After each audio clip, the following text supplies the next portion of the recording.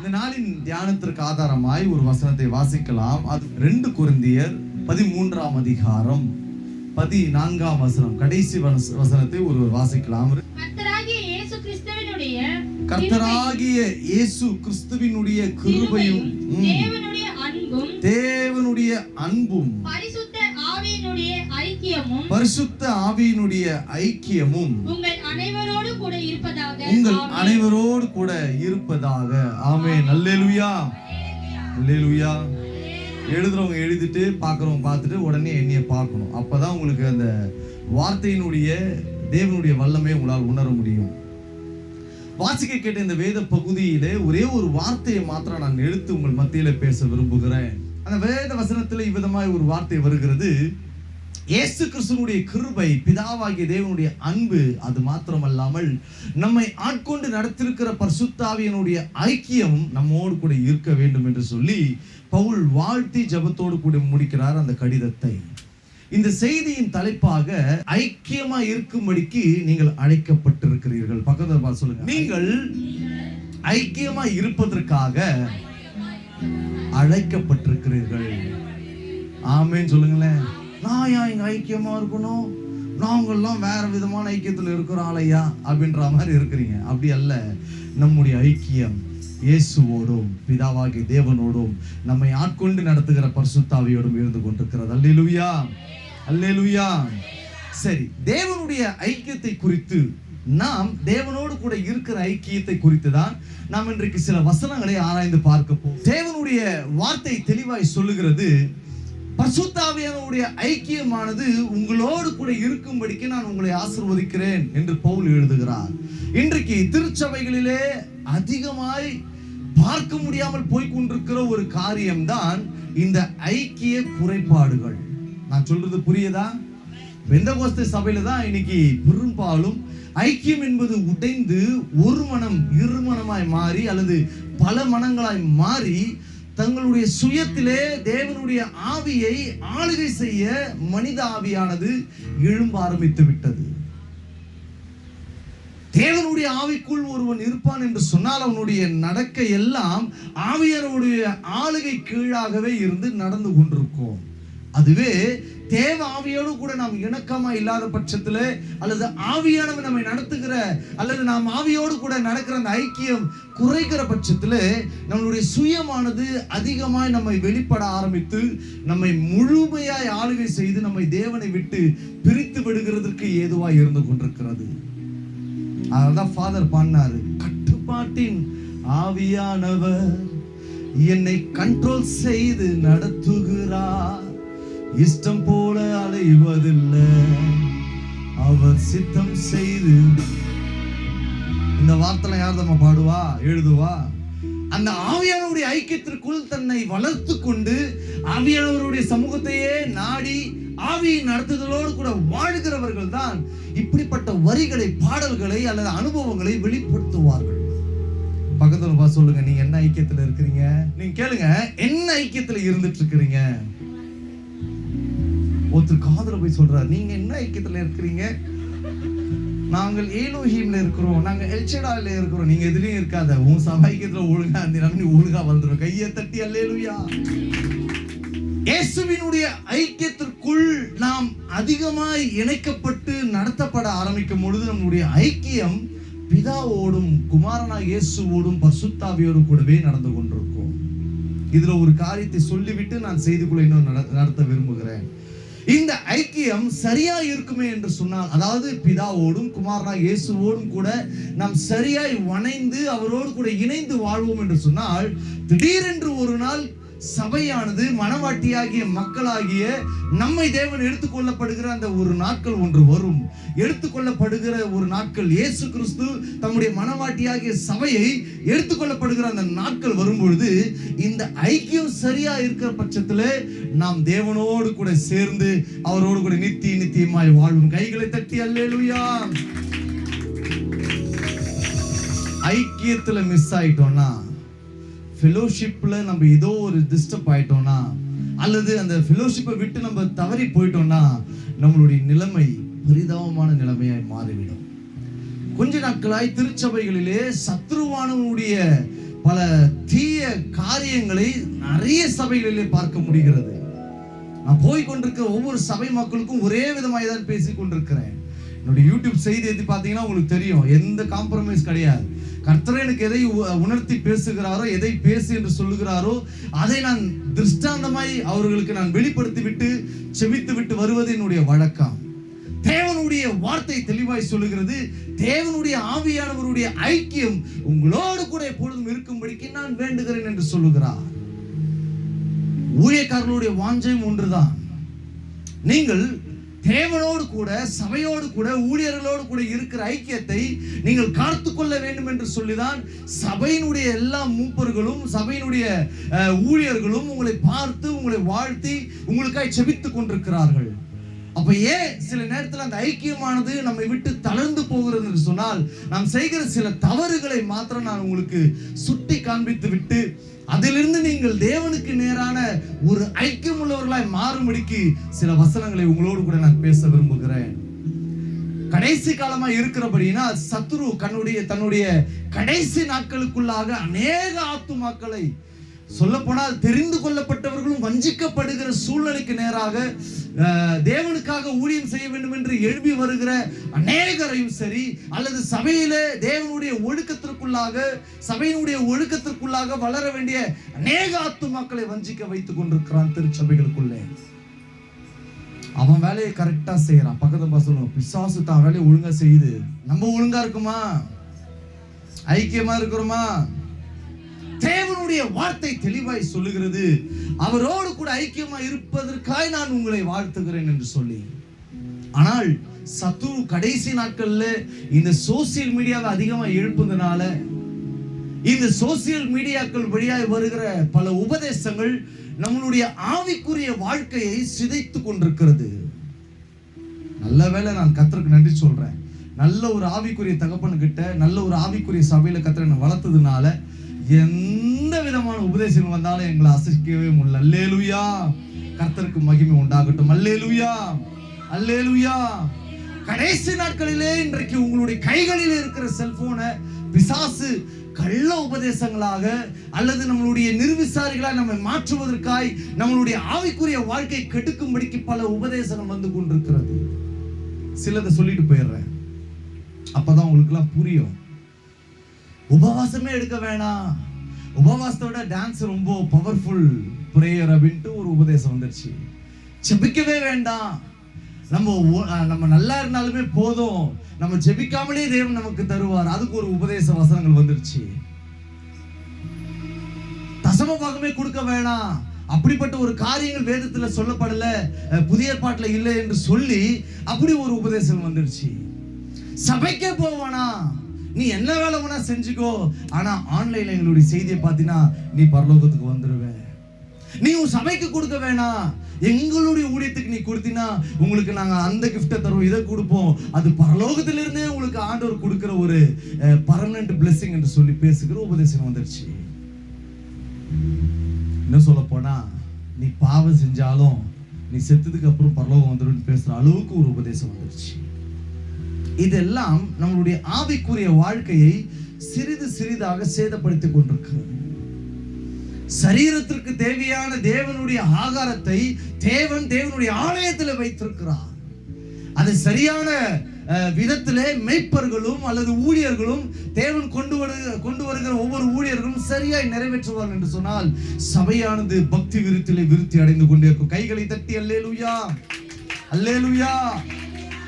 தேவனுடைய வார்த்தை தெளிவாய் பேசுகிறது. தேவனுக்குள்ளாக நாம் இருக்க வேண்டிய அந்த ஐக்கியம் நம்மை விட்டு விலகும் பொழுதுதான் நாம் தேவையில்லாத சில பாதிப்புகளுக்கும் உபாதைகளுக்கும் நாம் மாற்றிக்கொள்கிறோம். ஆவியில இருக்கும் பொழுது பாத்தீங்கன்னா ஐக்கியம் சரியா இருக்கும். பக்கத்துல பார்த்து சொல்லுங்க, ஆவியில இருக்கும் பொழுது ஒழுங்கா இருப்பீங்க. ஆவி டிஸ்டர்ப் ஆயிடுச்சுன்னா நீங்களே டிஸ்டர்ப் ஆயிடுவீங்க. நம்ம ஆவிக்குரிய வாழ்க்கை சரியான விதத்துல ஆண்டவர் நம்மை அழகாய் நம்மளை செட் பண்ணி நடத்திக்கிட்டே இருப்பார். நல்ல கவனிங்க, ஆண்டவர் எங்கேயுமே இடர்ல வைக்கவே மாட்டார். இடர்ல கொண்டு வருகிறது யாருன்னா பிசாசு தான். நம்மளை ஆண்டவர் அழகா தெளிவா ஒரு போட்ட கோட்ல நம்மளை அழகா உட்கார வச்சுட்டு அழகா நடத்துவார். சரியா? சில நேரத்துக்கு வேகமா கொண்டு போவார், சில நேரத்தை ஸ்லோ பண்ணுவார், சில நேரத்தை அப்படி நிக்க வைப்பார். எதுக்கு பண்றா, ஏன் பண்றா ஒன்றும் புரியாது. ஆவியில நடத்தப்படுகிற அனுபவம் இருக்குமானால் அதை நம்மால் அறிந்து கொள்ள முடியும் அல்லது புரிந்து கொள்ள முடியும். தேவனுடைய ஆவிக்குள்ளாக நாம் நடத்த ஆரம்பிக்கும் பொழுது அல்லது ஆவிக்குரிய ஐக்கியத்தில் நாம் இருக்கும் பொழுது நம்மால் சரியாய் தேவனுடைய ஐக்கியத்தை நாம் நிலைத்து நின்று வாழ்ந்து காட்ட முடியும். இன்றைக்கு அநேக கிறிஸ்தவர்களுடைய வாழ்க்கையில தேவனுடைய ஐக்கியத்தை இழந்த அநேக ஜனங்கள் வாழ்ந்து கொண்டிருக்கிறார்கள். கொஞ்சம் அப்படி வெளியே போனா ஜனங்களுக்கும் தேவனுக்கும் தொடர்பே இல்லாத ஒரு வண்ணத்தில் அவர்கள் இருக்கிறதை கண்களினாலே பார்க்க முடிகிறது. ஒரு நாள் நான் பிரயாணம் பண்ணிட்டு வரேன். ஒரு குறிப்பிட்ட இடத்துல இருந்து வீட்டுக்கு வந்துட்டு இருக்கும் பொழுது ஒரு சகோதரர் கை போட்டு ஏறினாங்க வண்டியில. அவங்க சொன்னாங்க, இப்படிதான் எங்களை வீட்டில் விட்டுருங்க அப்படின்ட்டு. எங்க போயிட்டு வரீங்க அப்படின்னா, சினிமாவுக்கு புது படம் ஒன்று பார்த்துட்டு அது வருது. பேர் கேட்டா, என்ன சகோதரா உங்க பேர் என்னன்னு கேட்டா, கிறிஸ்தவ பேர் சொல்லுது, கிறிஸ்தவ சபைக்கு தான் போகுது. இப்படிப்பட்ட ஐக்கியத்துல இருக்கிறவர்களும் தேவன் என்ற பிள்ளைகள் என்று சொல்லி தங்களுடைய எல்லாம் பொல்லாத கிரியைகளை, உலகத்திலே ஆசைகளை, மற்ற காரியங்களை நிறைவேற்றி கொண்டிருக்கிறார்கள். ஆனா அவங்களும் யாரு? தேவனுடைய பிள்ளை, நானும் ஒரு விசுவாசி என்று சொல்லி. ஆனால் இங்கு வேதம் சொல்லுகிறது, பரிசுத்த ஆவியானவருடைய ஐக்கியம் உங்களை சகல பாவத்திலும் இருந்து உங்களை விடுதலையாக்கி தேவனோடு கூட நடக்க செய்யும்படிக்கு உன்னை ஆவியார் நடத்துவார். அநேகருடைய வாழ்க்கையில் இந்த காரியத்தை பார்க்க முடிகிறது.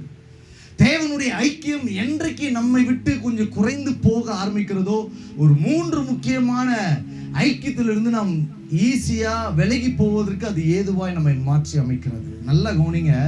நீங்க ஆவியில எந்த அளவுக்கு வளர்றீங்களோ, எந்த அளவுக்கு ஆவியானவருக்கு முக்கியத்துவம் கொடுக்குறீங்களோ, அந்த அளவுக்கு உங்களுடைய செப ஆவி அதிகமாய் வளர்ந்து கொண்டே இருக்கும். தேவனை துதிக்கிற துதி, தேவனுடைய அந்த வெளிப்பாடுகள், அந்த ஆவி நடத்துதல் எல்லாம் உங்களுக்கு தெளிவா புரியும். என்றைக்கு தேவனுடைய அந்த அன்பிலே, அந்த உறவிலே, அந்த ஐக்கியத்தில் நீங்கள் குறைய ஆரம்பிக்கிறீர்களோ, நீங்க செய்யற சிறிய தவறு கூட உங்களுக்கு குற்றமாய் தெரியாது. நீங்க பொய் பேசினாலும் உங்க இருதயம் குத்தாது. நீங்க தப்பா பார்த்துட்டாலும் இருதயம் குத்தாது. நீங்க தப்பான ஒரு காரியத்துல இருந்தீங்கன்னா அல்ல செஞ்சீங்கன்னா உங்க இருதயம் குத்தாது. நீ அப்பயே தெரிஞ்சுக்கலாம், இந்த பாவத்தினுடைய உணர்வு எனக்கு வரவில்லையே அப்படின்னு நீங்க யோசிக்கும் பொழுது ஒன்னே ஒன்று தெரிஞ்சுங்க, நாம் தேவனோடு இருக்கிற ஐக்கியத்துல எங்க முரண்பட்டிருக்கிறோம் என்ற அர்த்தம். இன்றைக்கு நிறைய கிறிஸ்தவங்களுடைய வீட்டுல எங்கதான் ஐக்கியம் இருக்கு? உங்க வீட்டுல இருக்கிற டிவியில தான் ஐக்கியம். வேலைக்கு போய் வருகிற எந்த ஆணா இருக்கட்டும், பெண்ணா இருக்கட்டும், விசுவாச குடும்பங்களா இருக்கட்டும், வீட்டிற்கு வந்த உடனே செல்போனையும் டிவியும் அதிகமாய் பற்றி கொண்டு அதையே அதிகமாய் ஐக்கியம் கொண்டவர்கள் அதை விட்டு தங்களால் பிரிந்து வாழவே முடியாது என்கின்ற ஒரு அத்தியாவசியமான ஒரு காரியமாய் அதை மாற்றி விட்டான் பிசாசு. உங்க ஐக்கியம் அங்க மாறிடுச்சு. அதனால்தான் ஜெபக்கூட்டம், ஐயா சொன்ன மாதிரி ஜெபக்கூட்டம் வைக்கிற நேரத்தில், ஒரு வீட்டில் வைக்கிற நேரத்தில் உங்களால் வர முடியல. நம்ம வந்துட்டா அந்த நாடகத்தோட கண்டினியூட்டி எங்க என்ன நிக்க போகுதுன்னு தெரியலையே, அவங்க இவங்களும் இழுத்துட்டு போனாங்களா, இல்லை அவங்க வீட்டில் அதை ஆச்சா இதாச்சா தெரியாம போயிடுமேப்பா, ஒரே பைத்தியம் வச்சிருமாப்பா. உன் மண்டையில பிசாசு நல்ல ஐக்கியத்தை வச்சு கட்டி வச்சிருக்குது பிசாசு. நீ வேலைக்கு போய் தாமதமாயிட்டு ஒரு ஊழியத்துக்கு வரலன்னா நிச்சயமா தேவன் சூழ்நிலையை பார்த்துட்டு மன்னிப்பார். அதுல மாற்று கருத்தே கிடையாது. நான் தண்டமா உட்காந்து, நான் தண்டமா போறதுக்கு நான் டிவியை பார்த்துட்டு, செல்ல பார்த்துட்டு, பக்கத்து வீட்டில் உட்காந்து பேசிட்டு, எங்க அம்மா வீட்டில் போய் உட்காந்துட்டு, அங்கே தூங்கிட்டு, அங்கே சாப்பிட்டுட்டு நான் இருக்கிறேன் என்று சொன்னீங்கன்னா நீ நேரத்தை வீணடிச்சுட்டு ஐக்கியத்துல இருந்து வெளியே வந்துட்டேன்னு அர்த்தம். இன்னைக்கு புருஷன் மனைவியை பார்த்து பேசுறதுக்கும், மனைவி புருஷனை பார்த்து பேசுறதுக்கும் நேரம் கொடுக்க மாட்டேங்குது. டிவி பக்கத்து மாசம் டிவி நேரமே கொடுக்கலையாம. கல்யாணம் ஆகுது பசங்களுக்கு ஒரு ஏக்கம், அப்படிலாம் நடக்குது ஐயா. பின்னாடி வரும் ஐயா அவங்களுக்கும். இன்றைக்கு கணவன் மனைவியை பார்த்து ஐக்கியமாய் பேசி, இணக்கமாய் பேசி, தன்னுடைய வேலையில நடந்ததோ, வெளியில் நடந்ததோ, ஊழியத்தில் நடந்ததோ, அல்லது தங்களுடைய குடும்பங்களில் நடக்கிற காரியத்தை எதையும் ஷேர் பண்ணாம மனைவி கணவனிடத்தில் மறைக்கிறார்கள், கணவன் மனைவியிடத்தில் மறைக்கிறார்கள். ஒரு மறைவான ஒரு வாழ்க்கைக்குள்ளாகவே இவர்கள் வாழ்ந்து ஒரு மறைவான உலகத்திற்குள்ளாக போய் தங்களுடைய ஐக்கியம் தேவனுடைய பிரசன்னத்தை விட்டு, தேவனுடைய ஐக்கியத்தை விட்டு போவதற்கு இந்த பிசாசு இந்த கடைசி காலத்தில் அதை பயன்படுத்தி கொண்டிருக்கிறார். எதற்கு சொல்லுகிறேன் என்று சொன்னால், ஒரு மூத்த ஊழியர் தான் அந்த செய்தி எனக்கு சொல்லிக் கொடுத்தார். நம்ம எது டிவியில நம்மளுடைய வீட்டில் எதை அதிகமாய் பேசி கொண்டிருக்கிறோமோ அல்லது எதை நம்ம அதிகமாக வாட்ச் பண்ணிட்டு இருக்கிறோமோ நாம் பார்ப்பதே நம்மளுடைய குடும்பங்களிலே நடப்பதற்கு வாய்ப்பு உண்டு என்று சொல்லி அவர் சொல்லி கொடுத்தார். அன்னைக்கு தான் அது எனக்கு புரிஞ்சுது. ஓ ரைட்டு அப்படின்ட்டுன்னு கூடவே ஒன்று சொல்லி கொடுத்தார். அதனால தான் பரிசுத்தவானுடைய செய்தி, பரிசுத்தவானுடைய பாடல்களை உங்கள் வீட்டில் போட்டு கேளுங்க. வார்த்தையிலே, ராகத்திலே, இசையில் இருக்கிற அந்த தேவனுடைய வல்லமை உங்களுடைய வீடை முற்றிலுமாய் மூடி மறைத்து கொண்டு உங்களுடைய பாதுகாப்புக்குள்ளே வைத்திருக்கும். கைகளை தட்டி அல்லேலூயா, அல்லேலூயா. தேவனுடைய ஐக்கியம் நமக்கு எதிலே நாம் இழக்கிறோம் என்கின்ற ஒரு 3 முக்கியமான காரியத்தை சொல்லி நான் உங்களுக்காக ஜெபிக்கிறேன். முதல் காரியத்தை பார்க்கலாம். எங்கு நாம் தேவனுடைய ஐக்கியத்தை இழந்து போகிறோம், எந்த இடத்துல சத்ரு தந்திரமாய் நம்மளை திசை திருப்பி கொண்டிருக்கிறான், அந்த ஐக்கியத்துக்குள்ளாக இயேசுவோடு, தேவனோடு, ஆவியானவரோடு கூட நாம் ஐக்கியம் கொண்டு வாழாதபடிக்கு நம்மை தடை செய்கிற சில முக்கியமான காரியத்தை நான் உங்களுக்காக சொல்லி நான் ஜெபிக்கிறேன். வாசிக்கலாம். 1 கொரிந்தியர் 10ஆம் அதிகாரம் 16ஆம் வசனத்தை ஒரு வாசிக்கலாம். 16, 17, 18 மூணுமே வாசிங்க. நல்ல கவனிங்க. மீதி பேரு வாசிங்க சிஸ்டர். நாம் ஆசீர்வதிக்கிற ஆசீர்வாதத்தினுடைய பாத்திரம் கிறிஸ்துவினுடைய இரத்தத்தின் ஐக்கியமா இருக்கிறது அல்லவா? நாம் பிட்கிற அப்பம் கிறிஸ்துவினுடைய சரீரத்தின் ஐக்கியமா இருக்கிறது அல்லவா? நல்லா கவனிங்க. அந்த ஒரே அப்பத்தில் சபையார் எல்லாரும் பங்கு பெறுகிறபடியால் அநேகரான நாம் ஒரே அப்பமும் ஒரே சரீரமுமாய் இருக்கிறோம். மாம்சத்தின்படியான இஸ்ரவேலை பாருங்கள்.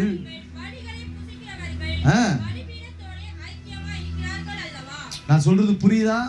இந்த வேத வசனம் கொஞ்சம் நான் விளக்கி பேசுறேன், அப்பதான் உங்களுக்கு புரியும்.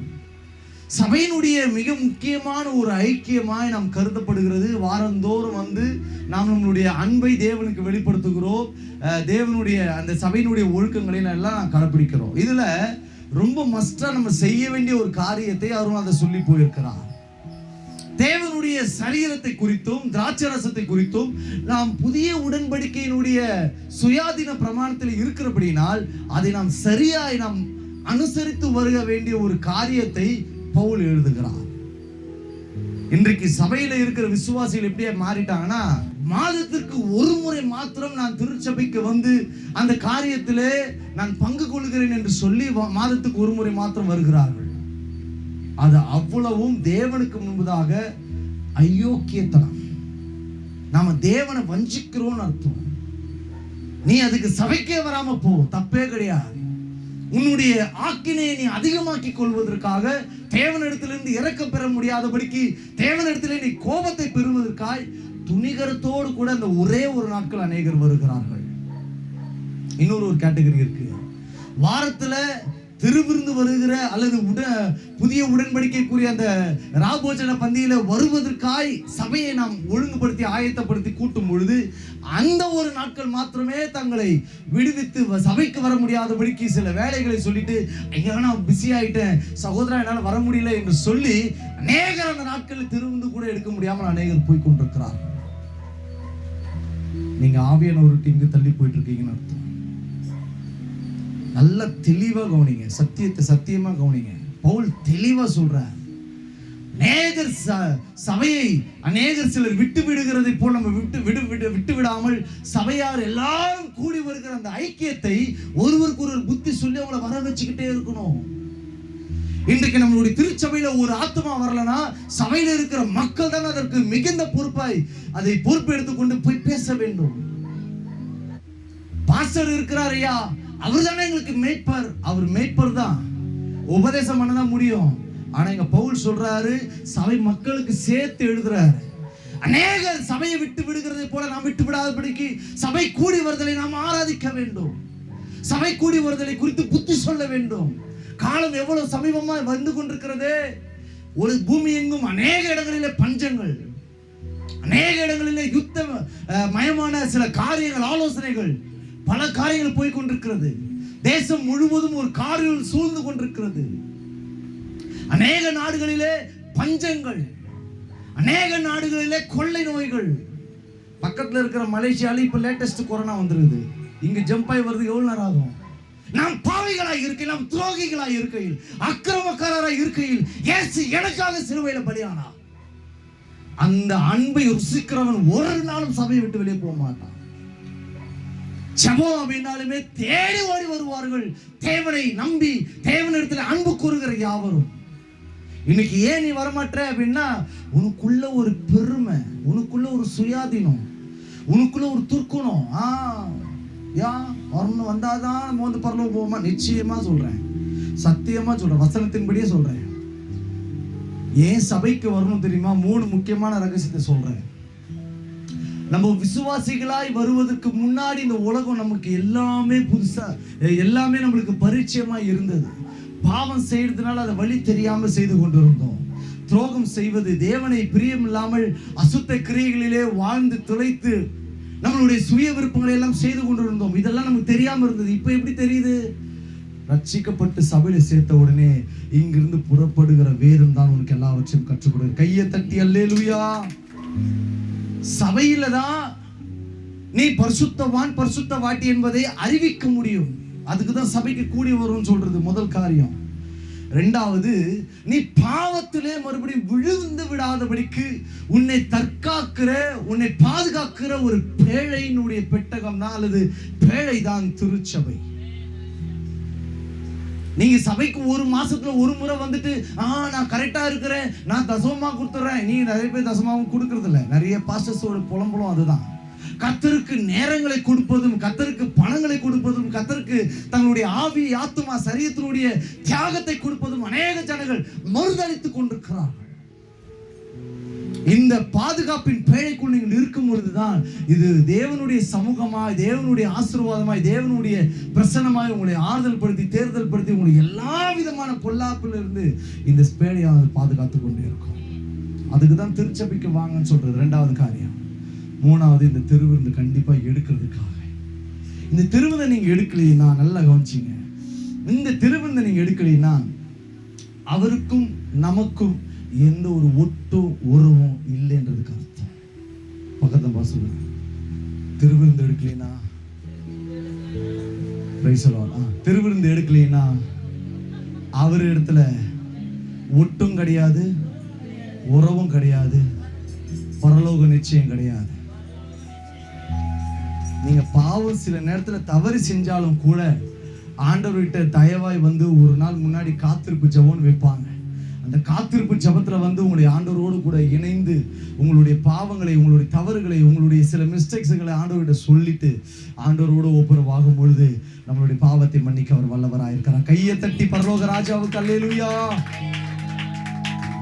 சபையினுடைய ஐக்கியத்துக்குள்ளதான் பல பொக்கிஷமான ரகசியங்களை ஆண்டவர் வைத்திருக்கிறார். இன்னைக்கு அந்த சபையை குறித்து தெளிவு இல்லாதனால்தான் ஜனங்க மாசத்துல ஒரு நாள் 2 நாள் வந்துட்டு மீதி 2 நாளும் 3 வாரமும் அப்படியே லீவ் அடிச்சுட்டு உட்காந்துருக்காங்க. ஆனா அவங்களுடைய வாழ்க்கையில போய் பார்த்தீங்கன்னா வீட்டுல சமாதானம் இருக்காது, வீட்டுல அன்பு இருக்காது, வீட்டுல யாரும் அவங்களை நம்ப மாட்டாங்க, அவங்களுடைய எதிர்பார்ப்புகள் நிறைவேறாது, ஒரு வியாதி, வருத்தம், கஷ்டம், எங்க திரும்பினாலும் வேதனையின் பள்ளத்தாக்கு, இதெல்லாம் இருந்து கொண்டே இருக்கும். அதற்கு காரணம் அவர்கள் தேவனோடு கூட இருக்கிற ஐக்கியத்திலே ஏதோ ஒரு விதத்திலே அடிபட்டிருப்பார்கள். நல்லா துதிக்கிறவங்களுடைய வீட்டுல போய் பாருங்களேன், குறைவே இருந்தாலும் நிறைய சிரிச்சுக்கிட்டே இருப்பாங்க. எந்த வாழ்க்கையில எந்த கசப்பான சம்பவங்கள் நடந்தாலும் கூட தங்களை கிறிஸ்துவுக்குள்ளாக திடப்படுத்தி கொண்டு எல்லாவற்றையும் ஜெயிக்க தெரிந்தவர்களாக அவர்கள் ஆண்டவருடைய பிரசன்னத்தோடு கூட வாழ்வார்கள். உங்களால் அது முடியுதா? ஒரு அம்மாவும் ஒரு பையனும் நாங்க ஒரு வீட்டுக்கு போயிருக்கும் போது அந்த வீட்டுல சொல்றோம், நாங்க ஏன் சபைக்கு வரணும்? சம்பந்தமே இல்லாம ஒரு சப்ப காரணம். ஐயோ, இங்கதான் எங்க எல்லார் வீட்டுக்கும் வராங்க, அதுனா அது எங்க வீட்டுக்கு மட்டும் வரல. 10 மாசமா ஐயா எங்க வீட்டுக்கு அவசரிச்சிக்க வரல, அப்புறம் நான் ஏன் அந்த சபைக்கு வரணும்? தேவையில்லாத கட் பண்ணுவாரு, தேவையில்லாத வளைச்ச உடைப்பாரு, ஆண்டவருக்கு பிரியமில்லாத சொல்லுவாரு. கொஞ்சம் வழியாதான் இருக்கும், சொல்லுப்பா, கொஞ்சம் வழியாதான் இருக்கும். கொஞ்சம் சகிச்சுக்கிட்டீங்கன்னா நீ தான் இந்த தேசத்துல மிகப்பெரிய ஆசீர்வாத பாத்திரம். அல்லேலூயா, அல்லேலூயா. என் அனுபவத்தை சொல்றேன். கிட்டத்தட்ட 20 வருஷத்துக்கு முன்னாடி எங்க ஐயா இந்த செய்தி கொடுத்தார், ஐக்கியத்தை குறித்து பேசினார். நான் அப்போ வாலிப பையன். அப்பவே நான் தேவனுடைய வார்த்தையை ரொம்ப தீவிரமாய் கேட்பேன். அன்னைக்கு பேசினார் செய்தி. அப்பதான் நாங்கள் எல்லாம் ஒன்று கூட்டப்பட்டோம் வாலிபர்களா சபையில. அப்போ இந்த செய்தியை கொடுக்கிறார். பிதாவோடும் குமாரனாகிய இயேசுவோடும் ஆவியானவரோடும் கூட இருக்கிற ஐக்கியமே உங்களை உருவாக்கி பயன்படுத்தும். அப்போ பேசினார், 20 வருஷத்துக்கு முன்னாடி பேசினார். இன்னைக்கு அதை தியானிக்கும் போது எனக்கு அதெல்லாம் ஞாபகம் வந்தது. அப்போ அது பேசும்பொழுது அன்றைக்கு நான் ஏற்றுக்கொண்ட ஒரு வார்த்தை, நம்ம சபையோட ஊழியத்தோட வசனத்தோட ஐக்கியமா இருக்கணும்னு ஜெபம் பண்ணிட்டே இருந்தேன். 20 வருஷங்க. என் மனைவி கேட்டு பாருங்க, நான் பட்ட கஷ்டம் நீங்க பட்டே இருக்க மாட்டீங்க. பெரிய சபை, உடைப்புன்றது அப்படி இருக்கும். 100 பேர் மத்தியில என்னை கூப்பிட்டு கடினமாய் கண்டிச்சு போ அப்படி அப்படின்னு வரேங்க ஐயா. நீ அதை என்ன பண்ணிருப்ப? அடுத்த நாளே சபை வச்சுட்டு இருப்பேன். ஆனா இந்த ஐக்கியத்தை நான் காத்து கொண்டேன். தாய் தகப்பனுடைய பார்வையும் ஒவ்வொரு கடிந்து கொள்ளுதல் வார்த்தையும் அடிகளும் நம்மளுடைய ஏற்ற பிற்காலத்தில் வருகிற நன்மைக்கு பாதுகாப்பாக இருந்து கொண்டிருக்கிறது. கையை தட்டி எங்க அப்பா அம்மா அடிக்கிட்டோங்க, ஏன் பாஸ்டர்களை திட்டுறாரு, ஏன் ஐயா வந்துட்டு வரவங்க ஊழியக்காரங்களை திட்டுறாங்க அப்படி நினைக்காதீங்க. இந்த இடத்துல நிற்கும் பொழுது சில நினைவுகள் எங்களுக்கு நினைப்புகளை ஆண்டவர் நினைவு ஊற்றுவார். அப்போ நாங்கள் அது பேச வேண்டிய சூழ்நிலை தான். சபை என்பது ஒரு குடும்பம்.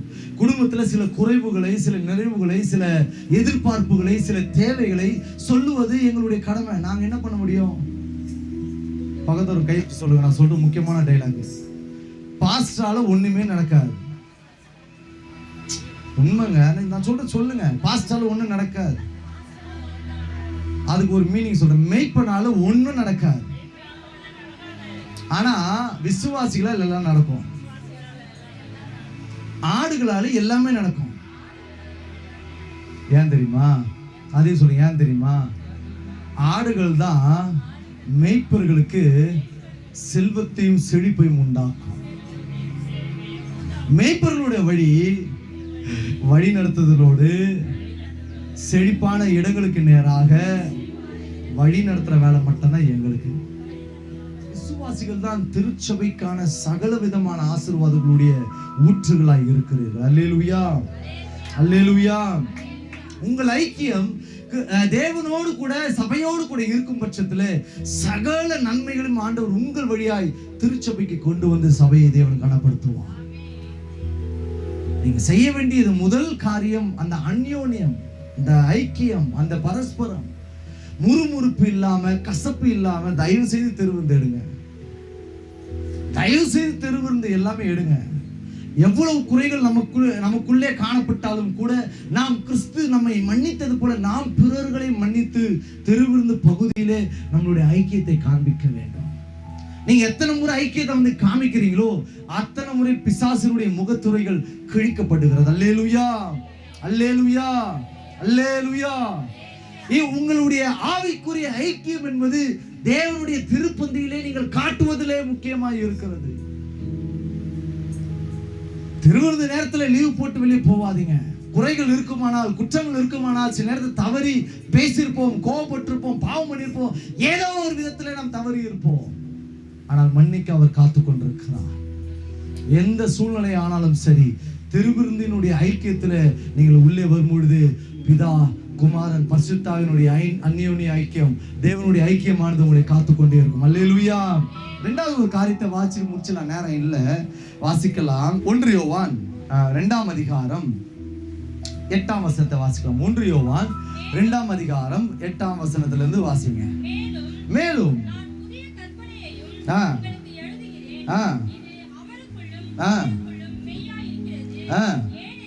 ஏனென்றால் இருள் நீங்கி போகிறது, பிரகாசிக்கிறது. அர்த்த வார்த்தை நல்ல கவனிங்க. நான் ஐக்கியத்திலே இருக்கிறேன் என்று சொல்லியும் தன் சகோதரனை பகைக்கிறவன் இதுவரைக்கும் இருளிலே இருக்கிறான். போதும். அல்லேலூயா. இரண்டாவது, திருச்சபைகளுக்குள்ளே சில நேரத்தில் நாம் காண்பிக்க வேண்டிய ஐக்கியத்திலே இரண்டாவது ஒரு ஐக்கியம், விசுவாசிகளை அல்லது சகோதர சகோதரிகளை நாம் ஒருவரை ஒருவர் அன்பு கூர்ந்து நேசிக்க வேண்டும். முறுமுறுப்பு, கசப்பு, ஒருவர் பேர்ல ஒருத்தர் குறை, இன்னொருத்தர் பேர் மேல விரோதம், பகை, பிசாசு எல்லாம் வந்துட்டு பேசிட்டு இருக்குது. நல்லா கவனிங்க. திருச்சபையினுடைய மிகப்பெரிய எழுப்புதலை ஆவிக்குரியவர்களாகிய உங்களுக்கும் எனக்கும் தான் தேவன் கொடுத்திருக்கிறார். ஆனால் இப்படி உதவி செய்து இப்படி தேவனோடு கூட உறவாடி பேசுகிற ஆவியில் களி கூறுகிற நம்முடைய ஆவிக்குரிய வாழ்க்கையில சொந்த விசுவாசிகள் அல்லது ஆவிக்குரிய சகோதரர்களோடு கூட சகோதரிகளோடு கூட கசப்பு வெறுப்போடு கூட முரண்பட்டு பேசாமல் இருப்பது.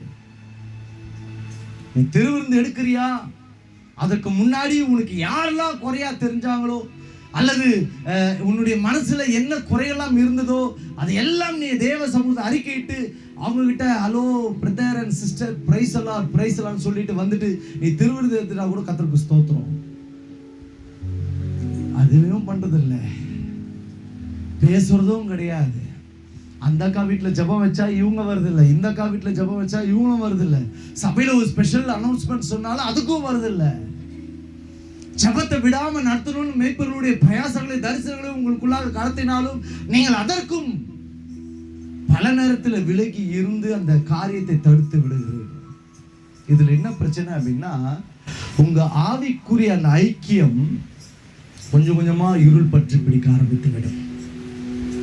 நீங்கள் சகோதரன் மீது சகோதரி மீது வைக்கிறதான அந்த வேண்டாத அந்த கசப்பு, அந்த அனுபவங்கள், அவங்க முகத்தையே பார்க்க கோபமா இருக்கு பிரதர் சொல்றீங்க இல்லையா, அந்த கசப்பான விரோதங்களும் அந்த பகைகளும் உங்கள் ஆவிக்குரிய ஐக்கியத்தை தேவனோடு கூட இணைத்து விடாதபடிக்கு அது தடுத்து அதை அறுத்து விடுகிறது. அதனாலதான் சில பேருடைய நல்ல நிகழ்ச்சிகளிலும் சில விசுவாசிகள் கலந்து கொள்ள முடியாது. சில பேருடைய ஒரு இழப்புகள் வந்து விட்டாலும் அதிலும் கலந்து கொள்ள முடியாது. காரணம், முகம் பார்த்து பேசாம இருந்ததுனால, சபையில எந்த ஒரு ஐக்கியத்தை அவங்களுக்கு சொன்னாலும் அந்த நேரத்தில் அவங்க கீழ்ப்படியாம போனதுனால இன்றைக்கு ஒருவர் சந்தித்துக் கொள்வதற்கு ஒரு டிஸ்டர்பன்ஸ் இருக்கு. நல்லா கவனிங்க. எந்த இடத்துல ஆவியில டிஸ்டர்பன்ஸ் பேச்சுவார்த்தை இல்லாம இருக்குதோ அங்க பிசாசு நல்ல சேரை போட்டு உட்காந்துக்கிறான். இருளில இருக்கிற மனிதர்களாய் அல்ல, தேவனுடைய பரிசுத்தவான்களுடைய ஒளியில் பங்கடைவதற்காக தேவன் நம்மை அழைத்திருக்கிறார். பவுல் அதான் தெளிவா சொல்றார், நாம் ஒளியில் உள்ள பரிசுத்தவான்களை போல தேவனிடத்தில் பங்கடைவதற்கு, தேவனோடு கூட இருப்பதற்கு, தேவனுடைய ஐக்கியத்தில் வாழ்வதற்கு தேவன் நம்மை அழைத்திருக்கிறார். அந்த அழைப்பை உடைக்கிற வேலை தான் இந்த பிசாசோட மாம்சத்தினுடைய கிரியைகள். அழகா அருண் ஒரு இடத்துல சொன்னாரு, காணிக்கையை தேவனுக்கு கொண்டு வரும் பொழுது உன் சகோதரன் பேரில் ஒரு குறை இருக்குமானால், என்னது? சத்தமா சத்தமா காது கேட்கல எனக்கு. குறை உண்டானால் அது என்ன பண்ணு, முன்னாடியே வச்சுட்டு கட்ட ஓடி போயிட்டு அவங்கிட்ட காம்ப்ரமைஸ் ஆயிட்டு அவங்கிட்ட பேசிட்டு அதுக்கப்புறம் வந்து அப்புறமேட்டு அங்கீகரிக்கப்படும். நம்ம புதிய ஏற்பாட்டினுடைய சட்டங்கள் என்பது ரொம்ப கடினமானது. பழைய ஏற்பாட்டு சட்டங்களை கூட ஓரளவுக்கு நிறைவேற்றலாம். ஆனால் புதிய ஏற்பாட்டினுடைய சட்டம் மிகுந்த கடினமான ஒரு காரியம். இன்றைக்கு ஆவிக்குரிய வாழ்க்கையில ஒரு பெரிய வளர்ச்சி பெற்றவர்களை போல விசுவாசி முன்னாடி காட்டுகிறோம், ஊழியக்காரங்க முன்னாடி நம்ம காட்டுறோம். நம்ம சில நேரத்தில் ஆவியில வளரும் பொழுது சில பெருமை நம்மளுக்கு வரும். நம்மளே ஆண்டவர் வளர்த்து தானே இருக்கு, நம்மளுக்கு கிருபை குத்து தானே வச்சிருக்கிறாரு, நம்ம ஒன்றும் அப்படிலாம் இல்லைல்ல நினைக்காதீங்க. உங்கள் ஆவிக்குரிய ஐக்கியத்திலே மாம்சத்திற்கு இடம் கூடாதபடிக்கு ஒளியில் உள்ள பரிசுத்தவான்களோடு கூட பங்கடைவதற்காக நாம் ஐக்கியம் நீட்டிக்க வேண்டும் என்று சொல்லி வேதம் நமக்கு கற்றுக் கொடுக்கிறது. உங்க ஆவியில ஒவ்வொரு நாளும் தேவனுக்கு முன்பதாக பரிசுத்தவான்களோடு விசுவாசிகளோடு கூட இருக்கிற ஐக்கியத்துல அந்யோன்யத்துல கொஞ்சம் கொஞ்சமாய் பலப்படுங்க. பேச முடியாதவர்களா இருப்பார்கள் என்று சொன்னால் நல்ல உபவாசம் பண்ணிட்டு, ஆண்டவரே என்னுடைய உள்ளங்களை இருக்கிற எல்லா கள்ளத்தையும் எல்லா விதமான கொடூரமான சிந்தைகள் எல்லாவற்றையும் அகற்றி போட்டு என்னை பரிசுத்தமாக என்னை மாத்திட்டு என்னை போய் பேச வைங்கப்பா சொல்லுங்க. அதுக்குதான் தந்தை அழகா ஒரு பாட்டு பாடுறாரு, உள்ள மூடலும் எல்லாமே உமக்கு தந்தேனையா, உள்ள மூடலும் எல்லாமே உமக்கு தந்தேனையா, ஒரு கள்ளம் கபடு இல்லாமல் காத்து கொள்ளும் ஐயா. அப்படியே கண்ண மூடி ஒரு நிமிஷம் சில பேருடைய ஆவியில இருக்கிறதான கலக்கங்கள், உள்ள மூடலும் எல்லாமே உமக்கு தந்தேனையா, உள்ள மூடலும் எல்லாமே உமக்கு தந்தேனையா, ஒரு கள்ளம் கபடு இல்லாமல் காத்து கொள்ளும் ஐயா, கள்ளம் கபடு இல்லாமல் காத்து கொள்ளும் ஐயா. அர்ப்பணித்தே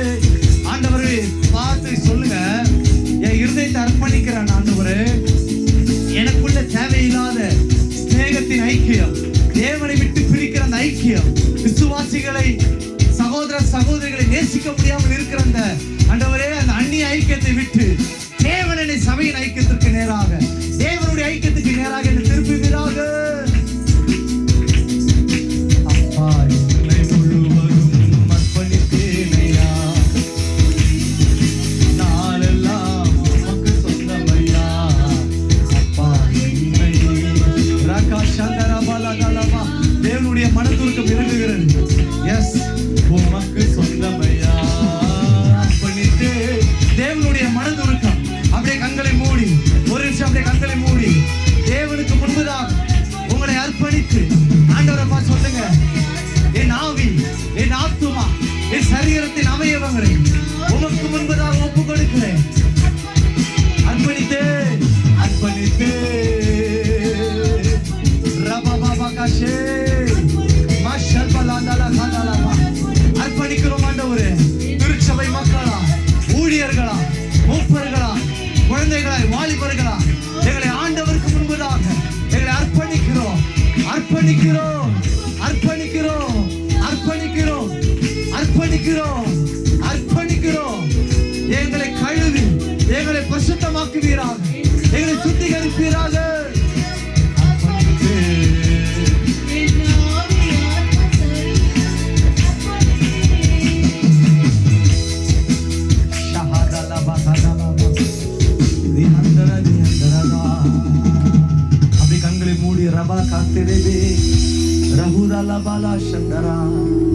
கண்ணை மூடி நீங்களும் ஆண்டவருக்கு ஒப்புரவாகிற நேரம், தேவனுக்கும் உங்களுக்கும் உள்ளதான தேவனுடைய உறவு ஐக்கியம் பலப்படுகிற நேரம்.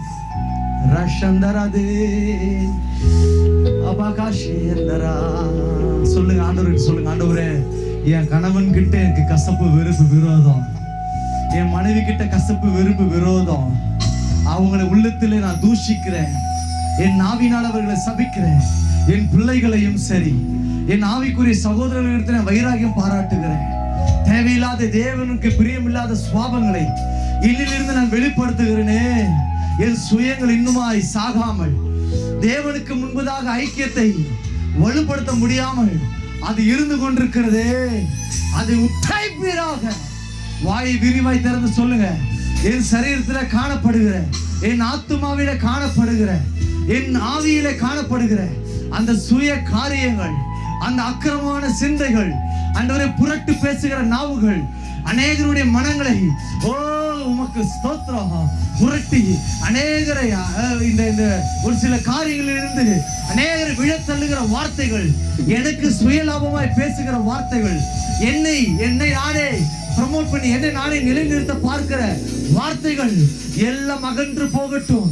ரகதலமகஷே ரேஷந்தரதா. அர்ப்பணித்தே நான் அர்ப்பணித்தே, ஆவி ஆத்மா சரீரம் அர்ப்பணித்தே. வாயை திறந்து சொல்லுங்க, என் ஆவி, என் ஆத்மா, என் சரீரம் இயேசுவுக்கு. உள்ள மூடலும் ரபகதலா எல்லாமே உமக்கு தந்தேனையா, ஒரு கள்ளம் கபடு இல்லாமல்.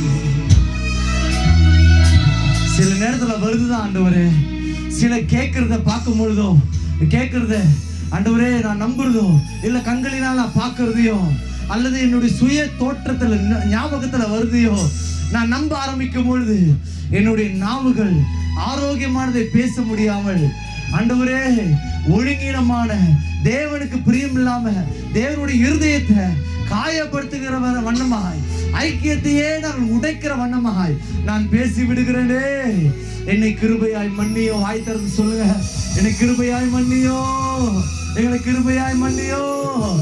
எவனிடத்தில் அவர் கிருபையாய் இருக்க சித்தமாய் இருக்கிறாரோ அவன் மீது அவன் கிருபையாய் இருக்கிறார். எவன் மீது இரக்கமாய் இருக்க சித்தமாய் இருக்கிறாரோ அவர்கள் மீது ஆண்டவர் இரக்கமாய் இருக்கிறார். இன்றைக்கே அந்த ரட்சணியத்தின் நாள், இன்றைக்கு அந்த இரக்கத்தின் நாள், இன்றைக்கு அந்த காருண்யத்தின் நாள், இன்றைக்கு அந்த கிருபையின் நாள். பெற்றுக்கொள் என் ஆத்துமாவே, பெற்றுக்கொள். தேவன் விரும்புகிற வண்ணத்திலே உன்னுடைய ஐக்கியம் இன்றைக்கு மாறுகிறது. தேவனுடைய ராப்போச்சனத்திலும் சரி, தேவனுடைய சபையை தேடி வருகிற ஐக்கியத்திலும் சரி, ஜெபங்களிலும் சரி, இன்றையிலிருந்து நீ உன்னை ஒழுங்குபடுத்திக் கொள். தேவன் விரும்புகிறது ஒன்றுதான், அவர் எங்கு இருக்கிறாரோ அங்கு நீ இருக்க வேண்டும் என்பதே. அவர் எங்கு இருக்கிறாரோ அங்கு நீ இருக்க வேண்டும். என் நாமத்தினாலே எங்கு 2-3 பேர்கள் கூடி வருகிறார்களோ அங்கு நான் வந்து அவர்கள் நடுவிலே வாசம் பண்ணுவேன் என்று உரைத்த கர்த்தருடைய வார்த்தை உங்களுக்கு நேராய் வருகிறது. யார் மனுஷன், எந்த மனுஷனை பார்க்காதீங்க, மனுஷனுடைய பேச்சை பார்க்காதீங்க, மனுஷனுடைய குறைவுகளை பார்க்காதீங்க, மனுஷனுடைய இடத்தை பார்க்காதீங்க. நீங்களும் கர்த்தருமாய் இணைந்து தேவனுடைய வார்த்தையை நிறைவேற்ற, தேவனுடைய ஐக்கியத்தை நீங்கள் வளர்த்துக் கொள்ள இப்பொழுது ஒப்பு கொடுங்க. தங்கள் சகோதரர்களை, தங்கள் சகோதரிகளை, தங்கள் குடும்பங்களை, தங்கள் உறவுகளை காயப்படுத்தி பேசாமல் இருப்பீர்கள் என்று சொன்னார். வீண் வைராக்கியம் பாராட்டி கொண்டிருப்பீர்கள் என்று சொன்னார். தேவனுக்கு முன்பதாக அர்த்தமில்லாத காரியத்திலே சண்டையிட்டுக் கொண்டு தூஷண வார்த்தைகளை பேசி தேவனுடைய ஆவியை தூஷித்து தேவனுடைய ஆவியானவரை துக்கப்படுத்தி உங்கள் ஆத்துமாவை கெடுத்துக் கொள்ளாதபடிக்கு இன்றைக்கே நீங்கள் அவர்களோடு கூட ஒப்புரவாகுங்கள். இதுவே தேவன் எதிர்பார்க்கிற புத்தியுள்ள ஆராதனை. இதுவே கர்த்தராகிய இயேசு கிறிஸ்துவினுடைய கிருபையோடு பிதாவாகிய தேவனுடைய அன்போடு கூட பரிசுத்த ஆவியானவர் விரும்புகிற ஐக்கியம். இன்றைக்கு அந்த ஐக்கியத்தை புதுப்பித்துக் கொள்ளுங்கள். தேவனுடைய வருகைக்கு நீங்கள் ஆயத்தப்படுவீர்கள். நல்ல பிதாவே, இயேசுவின் நாமத்தில் எங்களை முற்றிலுமாய் தாழ்த்துகிறோம். நீ சொன்ன முக்கியமான காரியத்தை பேசியிருக்கிறோம் அப்பா. இந்த ஐக்கியம் கெட்டு போவதற்கு மிக முக்கியமான காரியம் சபை கூடி வருதலை விட்டு விடுகிறதும், தெருவிருந்து பந்தியிலே நாங்கள் கலந்து கொள்ளாததும் அல்லது அதை தவிர்த்து விடுகிற காரியம் தேவனோடு கூட இருக்கிற உறவிலே வளர முடியாமல் போகிற காரியமாய் பார்த்தோம். இரண்டாவதாய் எங்களிடத்தில் இருக்கிற குறைகளை காட்டிலும் அநேகருடைய பேச்சிலே, செயலிலே, குடும்பங்களிலே, ஊழியங்களிலே, சகோதர சகோதரிகள் மத்தியிலே, உறவுகள் மத்தியிலே, குடும்பங்கள் மத்தியிலே எங்களை மிஞ்சின நீதிமான்களாய் பார்த்து நாங்கள் பேசி அதிலே அநேகரை காயப்படுத்தி அநேகரை ஆண்டவரே உமக்கு ஸ்தோத்திரம் தேவையில்லாம ஆண்டவரே பண்ணின காரியங்கள் இன்றைக்கு நாங்கள் உணர்வடைந்தோம். ஒருவன் இருளிலே இருக்கிறான் என்று சொல்லியும் தன் சகோதரனை பகைக்கிறவன், ஒளியிலே இருக்கிறான் என்று சொல்லியும் தன் சொந்த சகோதரனை பகைக்கிறவன் இருளிலே இருந்து நடக்கிறான் என்று வேதம் சொல்லுகிறபடி இம்மட்டுமா நாங்கள் இருளிலே தான் இருந்தோம் ஆண்டவரே.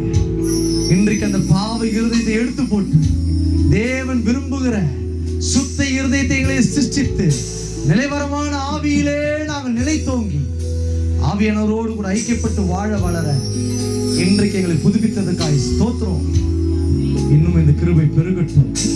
உங்களுடைய ஞானத்தின் ஆவியானவர் நித்தமும் எங்களை நடத்தி உங்களுடைய வருகைக்கு எங்களை ஆயத்தப்படுத்தபடி நாங்கள் செபிக்கிறோம்.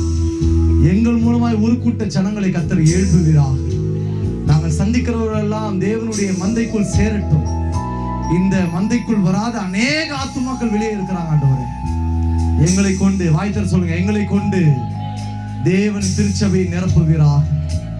பலத்த காரியங்களை எங்களை கொண்டு செய்வீராக.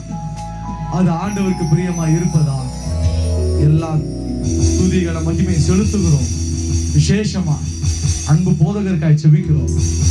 ஆண்டவரே, விபத்தில் இருந்து கர்த்தர் காப்பாற்றி இருக்கிறீர். ஜீவனை கர்த்தர் காப்பாற்றி இருக்கிறீர். ஆண்டவரே, சிறிய காயத்தோட தேவன் காப்பாற்றுவதற்காய் துதிக்கிறோம். இனி போதகருடைய குடும்பமும் அவருடைய விசுவாச மக்களும் ஒவ்வொரு நிமிடமும் பாதுகாக்கப்பட்டு கொண்டே இருப்பார்களாக. அவளுக்கு கொடுத்திருக்கிற அந்த தேவ கிருபை முன்னும் பின்னும் வலதுபுறமாய் பாதுகாத்து நடத்தும்படிக்கு நாங்கள் ஜெபிக்கிறோம். அப்படியாய் செய்து தலைமுறைகள் செழித்து வாழ தேவன் கிருபை தார். இயேசுவின் நாமத்தில் ஜெபிக்கிறோம் நல்ல பிதாவே.